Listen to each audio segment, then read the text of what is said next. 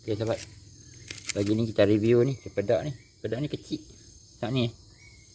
Kita tengok isi dia macam mana sahabat.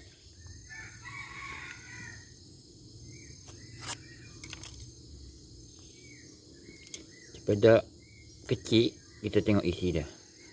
Besar ni ya, besar botol mineral je. Kecil lagi pada botol mineral. Oh, isi dia. Dia memang banyak sahabat. Isi dia memang banyak. Isi penuh sahabat.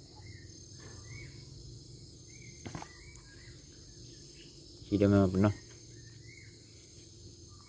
Kecil, bukan sebarang kecil. Biji saat ni ya.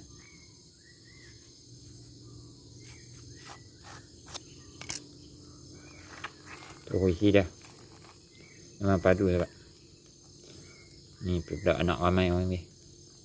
Cempedak anak ramai. Memang padu isi dah. Tu. Mantap sahabat isi dia. Cempedaknya ni orang cari sahabat. Ni cempedak macam ni. Cempedak macam ni memang orang cari. Nampak? Semua penuh.